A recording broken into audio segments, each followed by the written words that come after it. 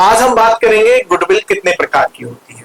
आप गुडविल जरूर जानते होंगे, नहीं जानते हैं अगर कॉमर्स बैकग्राउंड से नहीं है तो आपको बिल्कुल सीधे और साफ शब्दों में बताएं तो गुडविल का मतलब होता है एक ऐसी वैल्यू या ऐसी कीमत आपकी जो आपकी एक संस्था या आपकी एक दुकान या आपके फर्म की मार्केट में, यानी कि वो चीज जिसको आप देख नहीं सकते, जिसको आप छू नहीं सकते, केवल फील कर सकते। यानी कि आपके लोकल एरिया में जरूर कोई ना कोई एक ऐसी शॉप होगी जिसका बहुत नाम होगा और उसके नाम के वजह से या उसके अच्छी रेपुटेशन की वजह से आप उसके यहाँ से प्रोडक्ट खरीदते हैं। और एक दुकान ऐसी भी होगी जिसकी खराब गुडविल या खराब वैल्यू के कारण आप वहां से सामान खरीदना प्रेफर नहीं करते। इसी को हम गुडविल कहते हैं। अगर आसान शब्दों में कहें तो गुडविल चार तरह की होती है। ये चार तरह की गुडविल तो आपको पेन पेपर पे नोट करने की जरूरत नहीं, क्योंकि जिस तरह से मैं आपको बताऊंगा आज के बाद आप नहीं भूलेंगे। गुडविल होती है चार तरह की: dog goodwill, cat goodwill, rat goodwill और रैबिट गुडविल। सबसे पहले बात करते हैं डॉग गुडविल। तो सबसे पहले आप बताइए कि डॉग का नेचर कैसा होता है।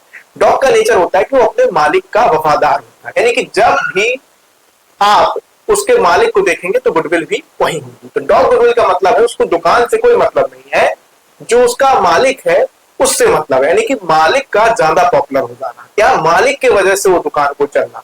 तो जो डॉग गुडविल होती है वो आपके लिए बड़ी खतरनाक होती है। अगर आपने डॉग गुडविल के चलते किसी का बिजनेस खरीद लिया और उसके बिजनेस को आप रन करने लगे, लेकिन जिसके साथ गुडविल चल रही थी, जो ऑनर था, वो वहां से चला गया, तो डॉग गुडविल हमेशा ऑनर के साथ एसोसिएट रहती है और इसका बिजनेस में बहुत ज्यादा इंपैक्ट नहीं रहता है अगर आप उसका बिजनेस खरीदेंगे, क्योंकि उसकी गुडविल कैसी है, डॉग गुडविल की नेचर की, यानी कि उसके मालिक की वजह से उस दुकान की गुडविल।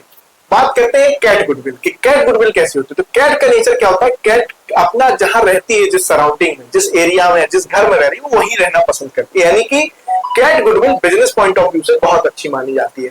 यानी कि अगर मैं ऑनर हूं, मेरी दुकान है और हमारे पास कैट गुडविल है, तो यानी कि मतलब है मैं ऑनर हूं, मैं इस बिजनेस को बेच के भी चला जाऊं तो जो नया आएगा गुडविल उसी दुकान में रहेगी, क्योंकि वो जो कैट गुडविल है वो प्रेफर करती है कि वो जहां है वहीं बनी रहे।